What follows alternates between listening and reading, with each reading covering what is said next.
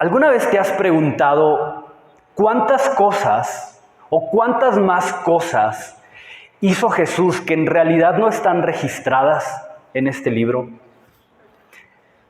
Juan, el apóstol, quien estuvo cerca de Jesús, tuvo el detalle de dejarnos escrito que Jesús había hecho tantas cosas que en realidad, si se escribieran cada una de ellas, dice Juan, no habría un lugar en el mundo para poner todos los libros que se tendrían que escribir a causa de esto, ¿no? Y recuerda, Juan tenía un concepto del mundo mucho más limitado, ¿no? Él no tenía un globo terráqueo como el que quizá hoy tenemos nosotros, no tenía una percepción global del mundo, ¿no? Su visión era muy limitada. Entonces, y aún así creo que no es una exageración lo que Pablo está hablando cuando dice, creo que si se escribiera cada cosa, cada palabra, cada paso que Jesús dio en la tierra, no cabrían los libros para poder registrar eso, ¿no? ¿Cuántas veces se quedó Jesús hasta tarde con sus discípulos hablando de lo que vivieron en el día? Oye, Pedro, ¿qué piensas de lo que viste? ¿No? Oye, Andrés, ¿qué entendiste de lo que les enseñé a la gente hoy? No, Jesús, no sé, no entendí. Claro, e iniciaba Jesús una explicación. ¿Sabes? Algo que me gusta pensar es que Jesús tuvo como carpintero, no como pescador, que era el resto de los discípulos, sino como carpintero. Tuvo que enseñarse a navegar en aguas profundas en el mar de Galilea. Entonces me imagino a Jesús diciéndole a Pedro, oye Pedro, enséñame, ¿no? ¿Cómo le hago cuando viene el viento y pega y comienza a girar la barca? ¿Qué tengo que hacer? Y a Pedro enseñando y diciéndole, no Señor, pues mira, si pasa eso, extiende las velas o levántalas o gíralas, ¿no?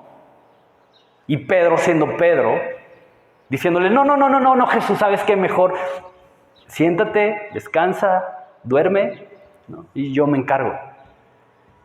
O por otro lado, al mismo Jesús, una vez que agarró experiencia, una vez que pudo controlar y aprendió a navegar sobre aguas profundas, puedo imaginar a Jesús diciéndole a sus discípulos, hey chicos, ¿saben qué? Acuéstense, yo me encargo, confíen en mí, vamos a llegar al otro lado, descansen. ¿Qué le dijo Jesús a sus discípulos para convencerlos de pasar por Samaria cuando iban de Judea hacia Galilea? Jesús, pero es que ¿cómo vamos a pasar por Samaria? Samaritanos y judíos no nos llevamos. Si saben que somos judíos no vamos a salir de ahí vivos. Confíen en mí. Bueno, si tú lo dices, pero ¿qué les dijo en realidad? No lo sé, pero a pesar de que los discípulos fueron testigos como nadie más de cosas increíbles, fueron testigos de cosas quizás únicas en la historia, a pesar de eso, la Escritura registra en Lucas capítulo 11 una petición que resulta increíble que los discípulos le hacen a Jesús y es esta: Señor, enséñanos a orar. Enséñanos a orar. Me encanta que la Biblia nos registra a los discípulos diciendo, hey Señor, enséñanos a hacer las cosas espectaculares que tú sabes hacer. Señor, ¿cómo hiciste el milagro? ¿Cómo sanaste al leproso? A ver, ¿tienes un truco? Enséñanoslo. Queremos hacerlo también nosotros. O Señor, enséñanos a hablar como tú hablas, ¿no? Enséñanos a imitarte. Oye, cuando hablas del Padre, vemos que hablas con mucha pasión. Enséñanos, ¿de dónde viene esa pasión? No, la petición es simple, la petición es tan sencilla como esto: Señor, enséñanos a orar. ¿Cuántas veces le has pedido eso a Jesús en tu caminar como cristiano? Padre, enséñame a orar. Me enseñaron de una forma, pero ¿en realidad esa es la forma correcta? ¿O ni me enseñaron? Nada más un día llegué, estábamos sentados, tocaron el timbre para comer, ¿no? Y yo ni sabía qué hacer, ¿no? Yo nada más veía que todos tocaban el timbre y parecía que les decían griten porque todos hablaban más fuerte. Y luego, no, shh. Entonces todos se callaron. Y luego me dijeron, fulanito, ora. Y yo, ¿qué es eso? Dios, gracias por... No. Amén. Y no es crítica, para nada es crítica, no tomes esto como una crítica, pero ¿cuántas veces o a quién de los que llegó aquí le dijeron un día, ¿sabes qué? Ven, te voy a hablar de algo. Te voy a hablar de un tema que se llama la oración. Y la oración es esto. Y lo usamos para esto. Creo que no, ni a mí. O sea, yo tengo muchos años de cristiano y creo que nadie me instruyó en ese tema. Pero esa cercanía, el poder ver los discípulos a Jesús, su manera de orar, despertó en ellos una curiosidad que los llevó a decir esto: Señor, enséñanos a orar. Porque los discípulos pudieron darse cuenta que cada vez que Jesús se apartaba para orar, como constantemente lo hacía, cuando Jesús regresaba, cargaba con algo que lo hacía estar directamente conectado con lo que hacía y decía. Andrés, ¿te diste cuenta? Ayer en la noche, cuando le preguntamos a Jesús a dónde íbamos a ir en la mañana o qué íbamos a hacer, Jesús no tenía idea. Jesús dijo, no sé. Pero esta mañana que regresó de orar, regresó y nos dijo, ok chicos, vamos a ir acá, vamos a hacer esto, vamos a pasar por este lugar, ¿no? La oración, comunicación. Y me encanta que ante la petición de los discípulos, Jesús no les dice, hey, no, miren, no se preocupen, es bien fácil orar. Tampoco les reclamó, tampoco les dijo, ay, tanto tiempo que han andado conmigo, tanto tiempo que me tienen, que han estado viéndome, tanto tiempo que han estado escuchándome y todavía no aprenden a hacerlo. No, la respuesta de Jesús es clara. Hey, cuando oren, cuando vayan a hacerlo, háganlo de esta manera. Entonces esto me habla de la profundidad y lo importante es el que tú y yo aprendamos a orar de tal forma que tengamos la capacidad de orar por las razones correctas y de la manera correcta. Para que todo lo que hagamos, lo hagamos bajo la dirección y la voluntad del Padre.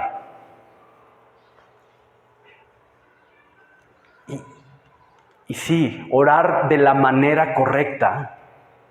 Y tenemos esta costumbre, y quizá por imitación o no sé, pero ¿cuántas veces no oramos papi o padre o algo parecido a esto?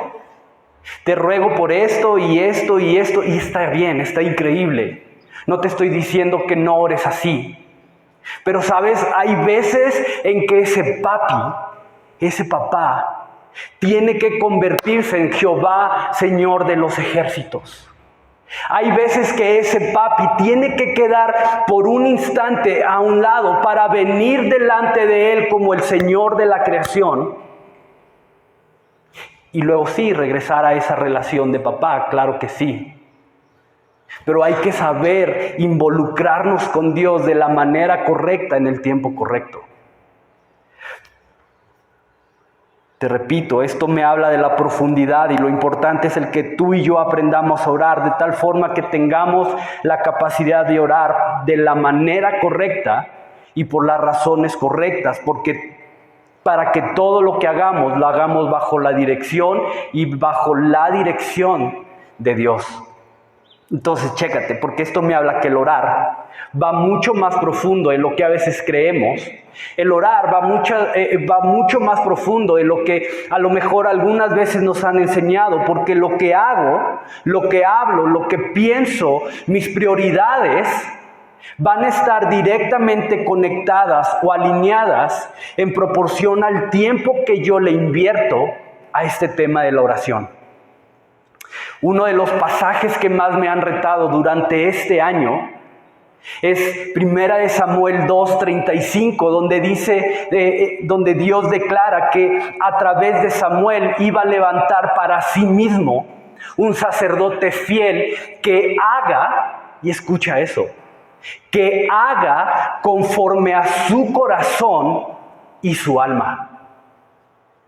Y eso a mí me reta.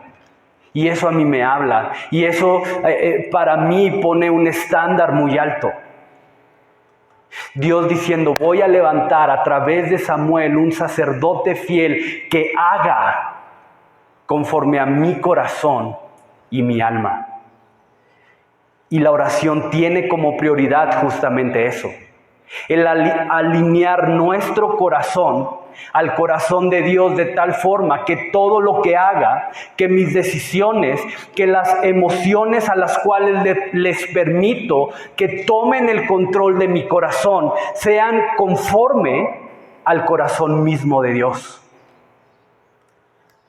De ahí que entrando ya a Efesios 6, y con esto vamos a terminar el estudio de la carta a los Efesios, que para mí fue increíble y créeme, me dio un panorama muy distinto de lo que es la iglesia, de lo que es estar posicionado en Cristo, de cuál es mi lugar dentro del reino. Para mí fue espectacular, espero que lo haya sido también para ti, pero con esto básicamente cerramos el estudio de la carta a los Efesios.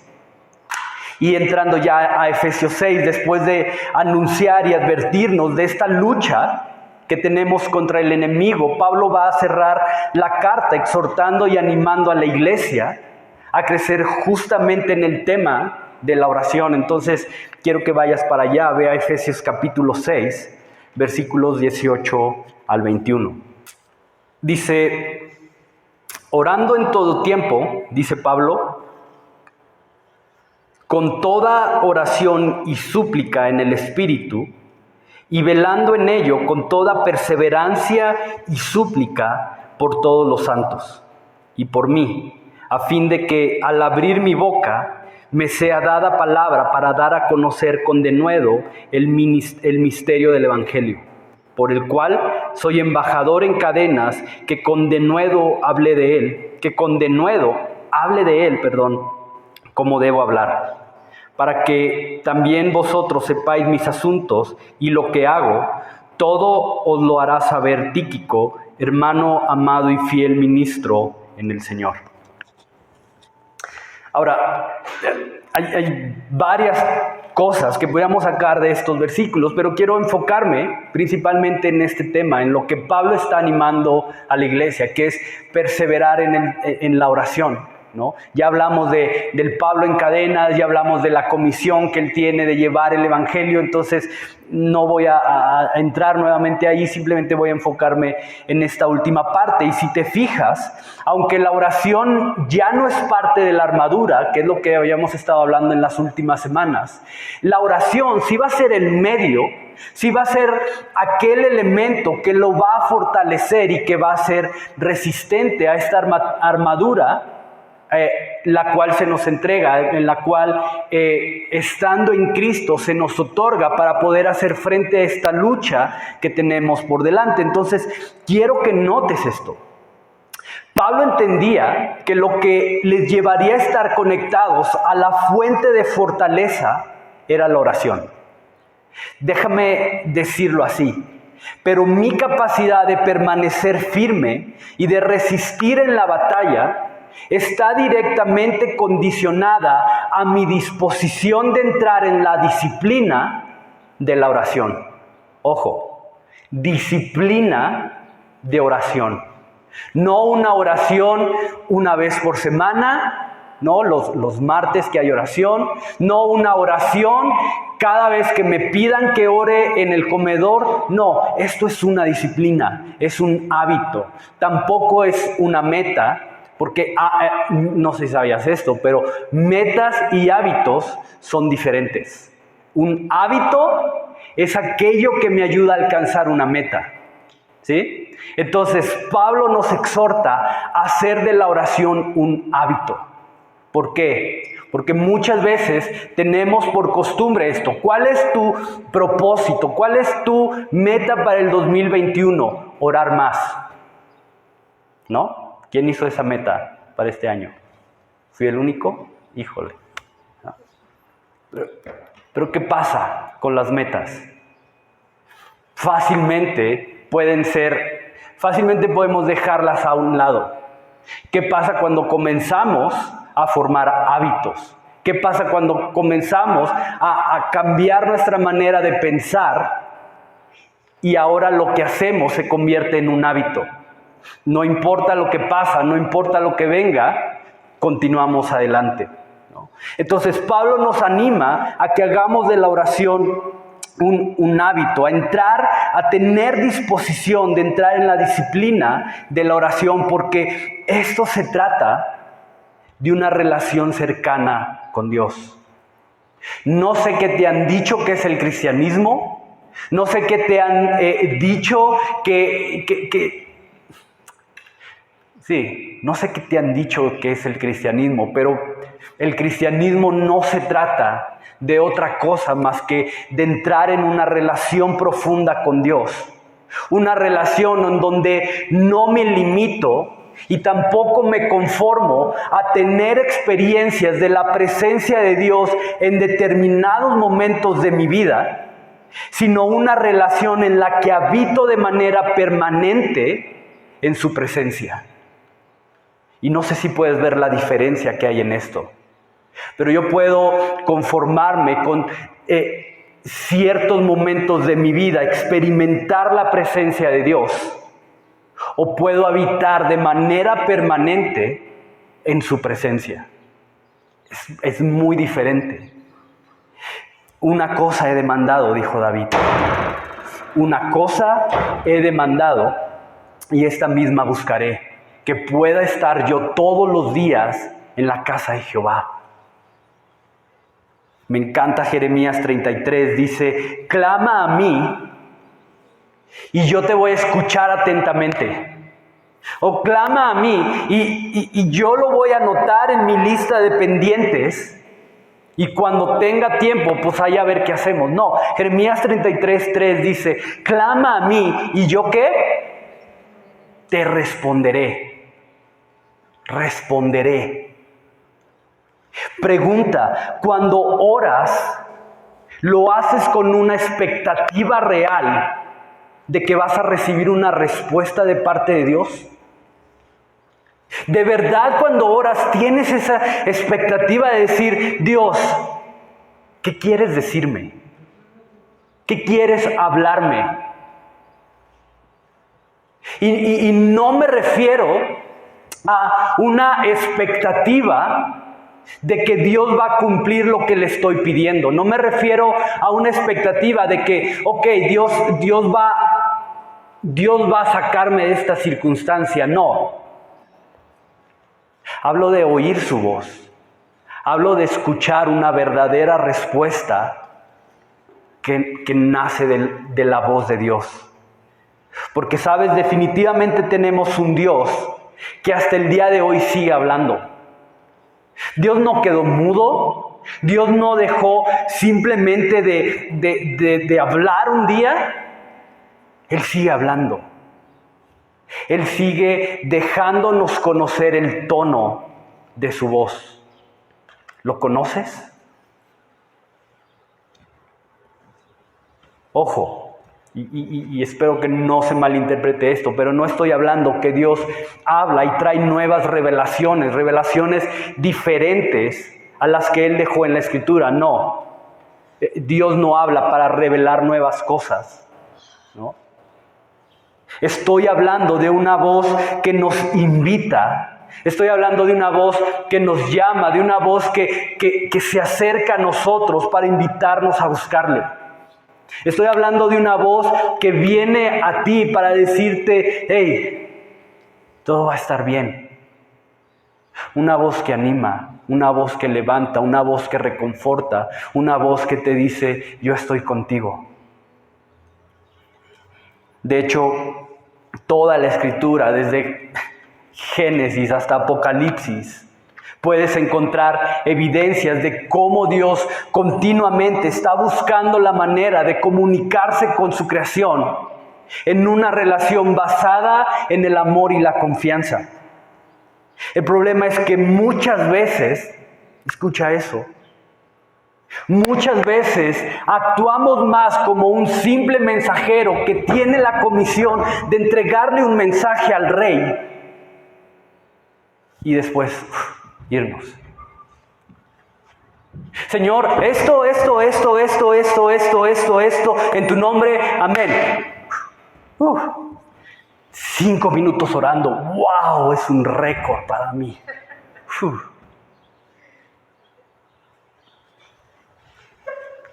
Y muchas veces nuestra relación es esa.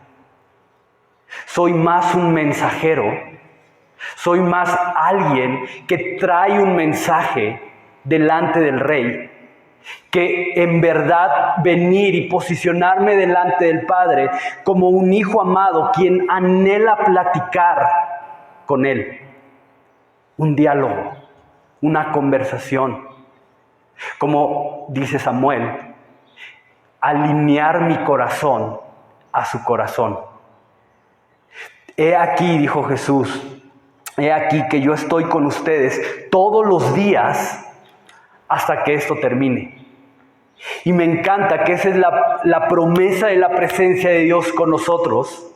Me encanta que uno de los primeros nombres que se revelan acerca de Jesús es Emmanuel, Dios con nosotros.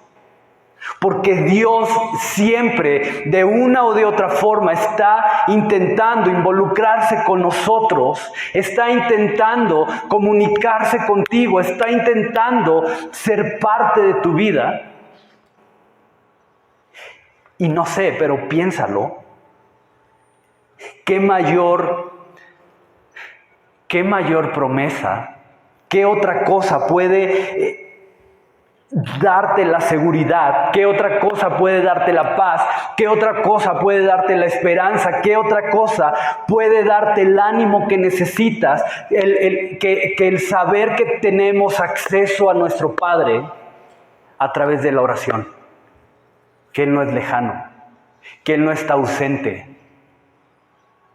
Y permíteme decirlo así, pero muchos de nosotros hemos experimentado lo que es eso. La relación disfuncional entre un padre y un hijo. Hemos tenido que experimentar, hemos tenido que tragar ese sabor amargo de buscar una figura paterna, una figura de amor. ¿Y dónde está? Oye, pero es que... Y solo ver su espalda, alejarse. Pero aquí es al revés. Somos nosotros los que le damos la espalda al Padre y Dios nos rodea. ¡Hey, aquí estoy! ¡Hey, ¿a dónde vas? Ven. Porque tenemos un Padre que anhela ser parte de nuestra vida. Tenemos un Padre que anhela hablar. Tenemos un Padre que anhela comunicarse con nosotros. Tenemos un Padre que anhela el que experimentes que puedes confiar en Él. Que Él no se va a ir. Que Él no va a fallar. Que Él no va a herir. Que Él no va a lastimar. Al contrario, que Él está ahí para amar, para restaurar, para perdonar, para levantar, para sacudir el polvo. Y sabes, es muy interesante este punto porque muchas veces, al menos a mí me pasa, pero muchas veces tiene mucho más peso lo que yo tengo que decir a través de mi oración. Tiene mucho más peso lo que yo tengo que pedir que el peso que tiene el detenerme a escuchar y así simplemente deleitarme en su presencia. No quiero sonar arrogante, No lo veas de esa manera. Tómalo como una experiencia de alguien que por años vivió dándole la espalda a Dios. Y sí, Dios, sí. ¿Quieres que ore? Ok. Padre, pues gracias en el nombre de Jesús. Te doy gracias por mi esposa, por mi hija. Amén. Pero tuve un encuentro con Dios. Y tuve la capacidad, tuve la vulnerabilidad suficiente de poder decir, Dios, háblame. Si tú no me hablas y me dices que todo va a estar bien, yo de aquí me voy. Yo de aquí ya no quiero nada.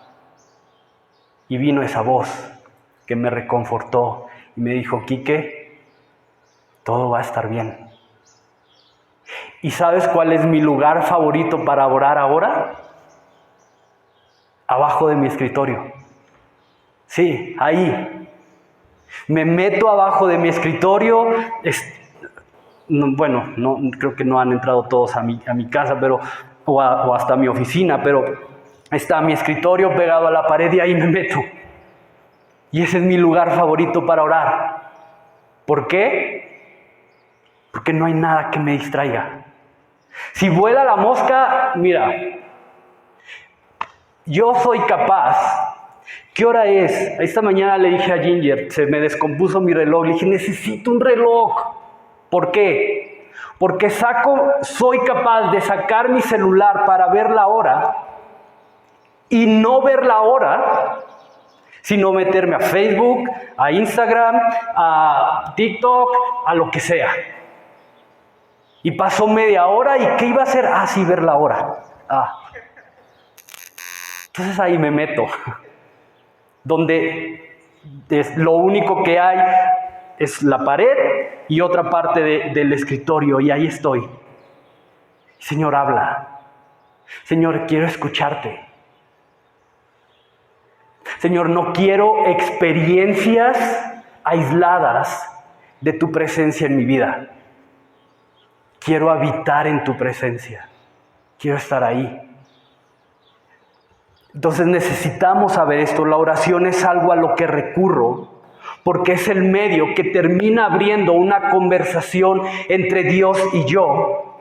Una conversación entre un padre y su hijo. Una conversación entre dos amigos. Y quiero recordarte que estamos involucrados en una lucha en la que la estrategia más poderosa y más efectiva de Satanás es la manipulación a través del engaño.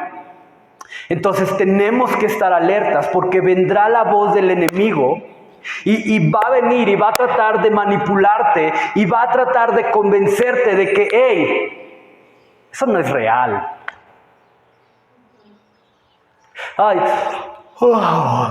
Ya que se calle, no manches, qué aburrido.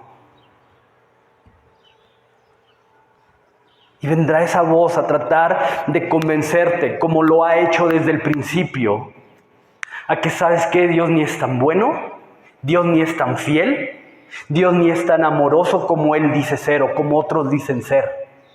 No. Y te manipula. Acuérdate siempre de eso. Cada que venga un pensamiento de este tipo a tu mente, tienes que saber identificar y decir, no, esto es una voz del enemigo que está manipulándome. Y si no tienes una experiencia real, si no tienes una experiencia cercana y permanente de la presencia de Dios en tu vida, simplemente terminarás convirtiéndote en una presa, la cual no tiene la capacidad de hacer frente y resistir ante las acechanzas del enemigo. Y el problema con esto es que puede llevarnos a terminar frustrados con Dios. El problema de esto es que puede llevarnos al terreno del desánimo, al terreno de la religiosidad, donde, Señor, ¿por qué no puedo cambiar? Mira, ya traté con un discipulado, ya le dije a fulanito, a fulanita, ¿sabes qué? Ayúdame, sé que necesito cambiar, dame un discipulado y simplemente no ver resultados. Y la persona que te está discipulando puede desgastar sus rodillas sangrando, desgastar sus rodillas orando por ti. Pero si en ti no hay este hábito de oración, es como si vas al médico y el médico te dice, ok, tu enfermedad es esta, te tienes que tomar una pastilla cada 8 horas, pero no te preocupes, yo me las tomo por ti y a ver si hace efecto, ¿no? Y eso es, por más que te discipulemos, por más que estudiemos la Biblia contigo juntos, por más que de manera individual oramos por ti, si tú no tomas la pastilla, no va a haber ningún cambio ni resultado. Y va a venir la frustración, y va a venir el enojo, y va a venir el esto no es para mí, y va a venir el esto no es real, porque si fuera real yo ya sería diferente. Lo que va a producir un efecto en mi vida no es cuánto sé. Lo que va a producir un efecto en mi vida no es ni siquiera cuántas veces he tratado de cambiar algo. Lo que me va a llevar a experimentar una verdadera transformación es cuando tú y yo decidamos entrar en una verdadera relación profunda con Dios. Y la oración es un medio que yo tengo para venir a su presencia y encontrarme con Él y conocerme. Segunda de Corintios dice que cuando contemplamos su gloria somos transformados. Y quiero que veas un detalle muy interesante acerca de esto en la carta que Pablo mismo va a escribir a los colosenses. Entonces ve para allá, Colosenses capítulo 4, versículo 2, por favor. Colosenses 4, versículo 2.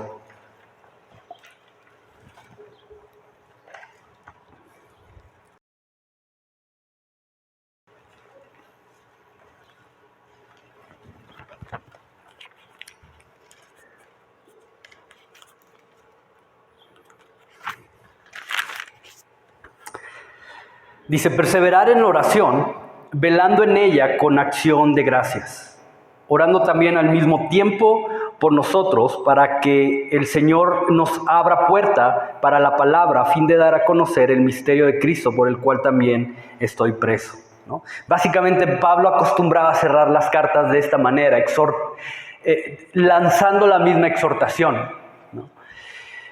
Entonces aquí Pablo también en Colosenses nos arroja un poco más de luz sobre el tema y podemos ver que nos exhorta, o más bien que no solo nos exhorta sobre el tema del orar, sino que ahora va a incluir el cómo hacerlo, ¿no? Y dice, perseverando y estando atentos en ella con acciones de gracias.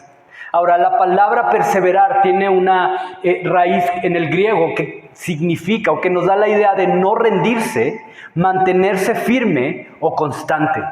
No rendirse, mantenerse firme o constante. Entonces, la oración a la que Pablo nos exhorta es una oración continua, es una oración insistente, es una oración que no se rinde y que constantemente se presenta delante del Padre buscando contemplarlo para deleitarse en su presencia. Y creo que esa es la palabra clave en el tema de la oración. Deleitarse en su presencia. Si tú cada vez que oras no lo haces buscando el deleite de su presencia, escucha esto, entonces estás orando mal.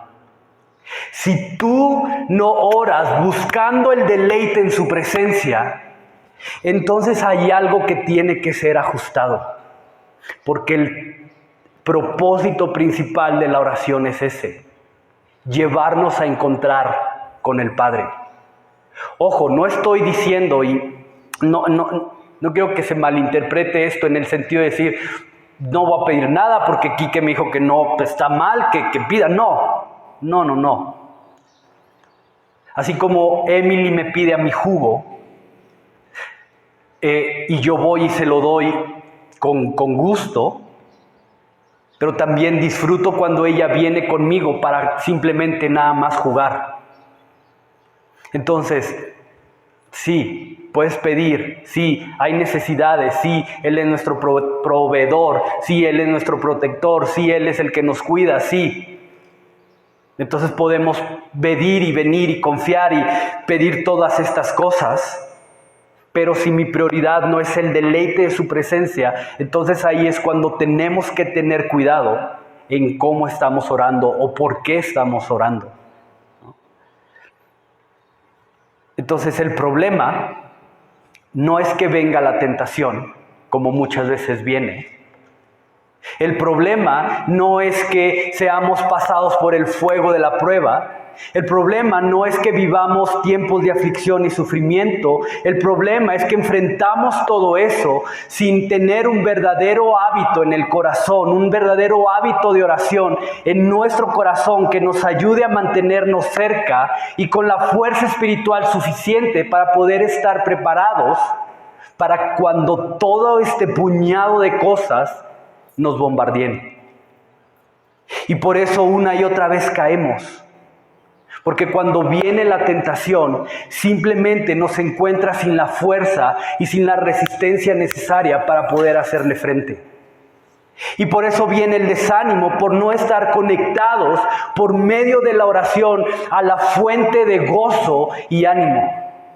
Y por eso en lugar de ver crecimiento y en lugar de ver madurez espiritual, a pesar de tantos años de estar involucrados en la iglesia, permanecemos estancados y lejos de caminar en la libertad que Jesús quiere darnos. Porque estamos totalmente desconectados de lo que nos va a fortalecer. Estamos totalmente desconectados de aquello que nos va a dar esa madurez, ese crecimiento espiritual. Entonces, el cómo respondo ante las diferentes temporadas, ante los diferentes ataques que el enemigo va a lanzarme, van a ser determinados por la calidad y por el tiempo que invierte en la oración antes, durante y después de la batalla. ¿Está ahí eso? No sé. Ahí está. El cómo respondo ante los diferentes ataques que el enemigo va a lanzarme va a ser determinado por la calidad y el tiempo que invierto en la oración antes, durante y después de la batalla. ¿Cuál es el problema, por lo general? Que nos ponemos a orar solo cuando estamos en medio de la prueba. Que tenemos ese hábito de oración cuando viene el ataque. Que tenemos ese hábito de oración cuando ya las circunstancias nos arrebasaron. Pero cuando salimos de eso es como, salí. Y regresamos a nuestra vida normal y cotidiana y a relacionarnos con Dios de la misma forma en que lo hacíamos antes. Por eso Pablo en su carta a los tesalonicenses nos va a exhortar a nunca dejar de orar. Dice Pablo, orad sin cesar. Porque la victoria sobre la prueba, la victoria sobre la tentación, no depende de cuántas ganas le eche y prometa que ahora sí, esta es la última vez. Mira, ya. Dame una oportunidad, por favor. Ahora sí lo voy a hacer bien. Es que la otra vez estaba descuidado y ¡fum! ¿No? Y cuando me di cuenta estaba, ¿qué estoy haciendo aquí? ¡Ah! Entonces, la victoria sobre la prueba, la victoria sobre la tentación, no depende de cuántas ganas quiera echarle. Depende de cuán cercano y fuerte espiritualmente me mantengo a través del hábito de la oración. Y para ello tengo que estar convencido de que Dios es bueno, de que Dios verdaderamente me ama y que como un padre amoroso quiere lo mejor para mí. Y si puedes hacerlo, te aconsejo que escribas esto y que lo pongas en un lugar visible. Porque el pecado y la oración no caben en un mismo corazón. El rencor y la oración no caben en un mismo corazón. Amargura y oración no caben en un mismo corazón. Rebeldía y oración no caben en un mismo corazón. Porque o mi pecado apaga la oración o la oración apaga mi pecado. ¿Qué vas a dejar que fluya? ¿Qué vas a dejar que sea lo que arda en tu corazón? De ahí que la prioridad de Pablo no solamente es una cuestión de orar, sino además de perseverar, una cuestión de resistir hasta el final y no nada más orar de vez en cuando. ¿Sabes? Durante toda mi vida, desde que tengo memoria, le he ido a un equipo de fútbol malísimo. Año tras año es la misma decepción, ¿no? Ganan 2, 3 partidos y después simplemente parece que se les olvida jugar al fútbol, ¿no? Yo no sé si viene un doctor y les saca ahí algo, la habilidad, no sé. Pero viene el balón y es como, ¿no? Un campeonato, uno, en 100 años que tiene el club. Uno. Y año con año es, o torneo con torneo es, este sí. ¿No? Y me voy a comprar la camisa ahora sí, porque este año va a ser el año del campeonato. Y no. De 2, 3 partidos y ¡fum! Otra vez hasta el fondo de la tabla. Y no es el Cruz Azul.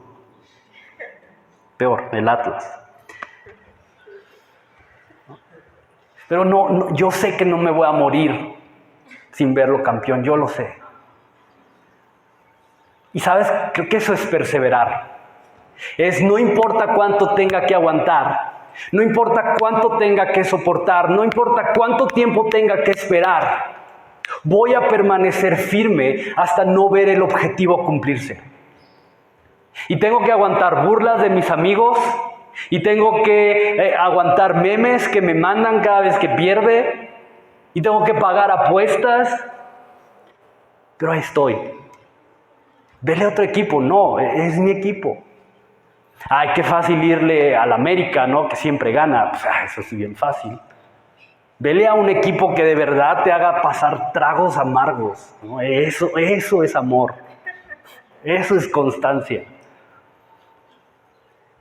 Y parte de la lucha que tenemos por delante involucra esto, el perseverar en la oración, el mantenernos firmes, el no dejarla, el no abandonar, el no ceder, el empujar, el ir adelante, abriéndonos paso a través de la oración. ¿Por qué? Porque definitivamente va a haber momentos en tu vida mucho más complicados, mucho más duros, mucho más decepcionantes que los que un equipo de fútbol pueda llegar a dejarte. Va a haber momentos en tu vida donde vas a pasar por situaciones de un dolor muy complejo. Va a haber momentos de tu vida por las cuales vas a tener que pasar por momentos de mucho desánimo, de mucha duda, de mucho cansancio, de una profunda confusión. Vas a pasar por momentos donde probablemente la gente que se suponía que te tenía que amar no te amó, sino por el contrario te lastimó. Vas a tener que pasar por momentos en donde vas a ver cómo se cae todo a tu alrededor. Y es ahí donde la perseverancia en la oración se va a convertir justamente en el elemento que te va a ayudar a contemplar, a ver a Jesús en donde otros ven temor.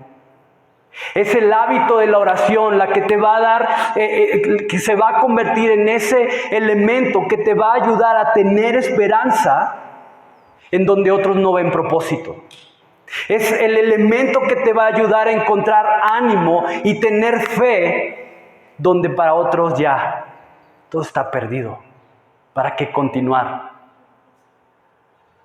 Y es esto, porque mi capacidad de ver la tentación, mi capacidad de ver la prueba, mi capacidad de ver la aflicción bajo la perspectiva correcta, se va a ver directamente afectada por mi cercanía a Dios a través de la oración. Ejemplo de esto, Jesús mismo. Jesús tuvo la capacidad de resistir a la tentación porque su vida era una vida de profunda oración. Y por eso para Jesús el orar y el enseñar a sus discípulos el cómo hacerlo fue una prioridad, porque a través de eso, en su humanidad, y tenemos que tener bien presente eso, Jesús sí fue 100% hombre y fue 100% Dios, pero en su humanidad Jesús tuvo la capacidad de contemplar el ángulo correcto de las cosas a través de la oración.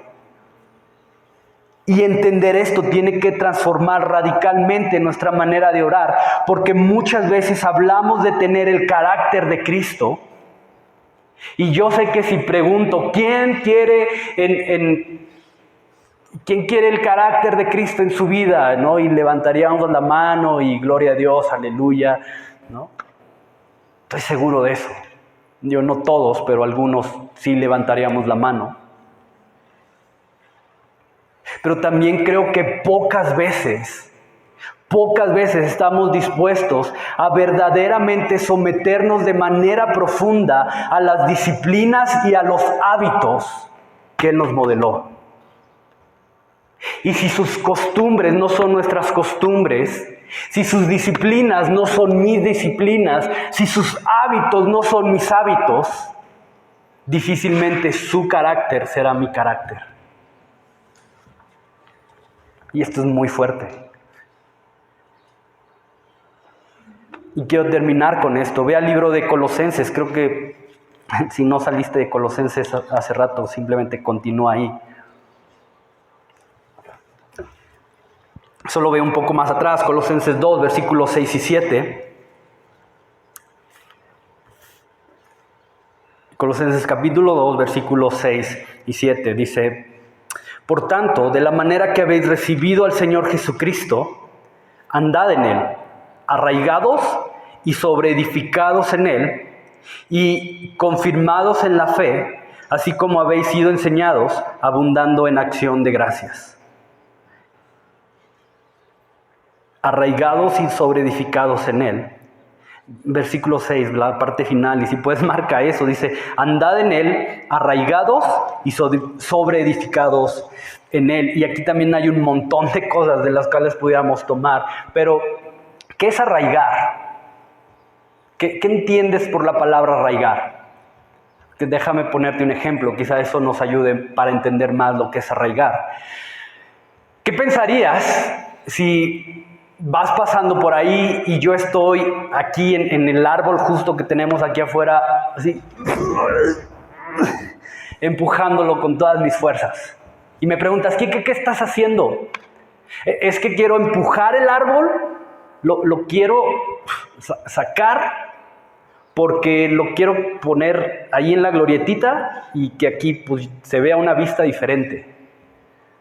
¿Qué vas a pensar de mí? Digo, sí estás bien fuerte, Quique, y eso, pero no exageres, ¿no? Claro, obviamente no lo voy a poder hacer, y no solamente por el tamaño del árbol, que es bastante pesado, sino principalmente porque las raíces que tiene ese árbol ya son tan profundas, ya son tan anchas, que sacarlo de ahí va a requerir de un gran esfuerzo. O sea, ni entre todos pudiéramos sacar ese árbol de la tierra. Tendría que venir una máquina, una grúa de no sé cuántas toneladas y jalarlo y... ¿no? O sea, no va a ser como... ya, no, le va a costar trabajo. Y es esto, cuando ese árbol extendió sus raíces a través de la tierra en la cual está plantada y se arraigó, creció hacia abajo, echó su raíz, se fortaleció de tal forma que yo puedo venir, o es más, todos ahorita mismo podemos salir y tratar de moverlo, y simplemente ese árbol, si hablara o tuviera vida, estaría... síganle, yo aquí me espero a ver cuándo se cansa. Y por eso Pablo una y otra, y en cada una de sus cartas puedes verlo cerrando las cartas o en algún punto de la carta animando exactamente a lo mismo. Perseveren en la oración, continúen en la oración, no dejen de orar, resistan en oración, porque la prueba, porque cuando llegue la tentación, cuando llegue la prueba, cuando mis emociones, y esto es súper fuerte, cuando mis emociones, creo que es con lo que más batallamos, con las emociones. Cuando mis emociones quieran venir y tomar el control de mi corazón, entonces no seamos movidos. Permanezcamos arraigados en Cristo, tengamos la capacidad de permanecer en Él. Y no lo sé, pero quizá hoy estás batallando con cosas que han tenido la fuerza suficiente para desarraigarte y para posicionarte fuera de Jesús. Quizá el peso de la aflicción ha ejercido más fuerza sobre ti que lo que tus raíces en Cristo han podido resistir. Quizás tus emociones han sido mucho más fuertes que tus raíces en Cristo y hoy no estás en Él. Pero hoy tienes la oportunidad de levantarte y comenzar de nuevo. Hoy hay un camino abierto para ti. Hoy hay un camino de amor, hay un camino de esperanza, hay un camino de gracia, hay un camino de libertad, hay un camino de paz, hay un camino de redención, hay un futuro glorioso para ti, comprado desde la cruz por medio de Jesús. Lo único que tienes que hacer es levantarte, arraigarte y permanecer firme.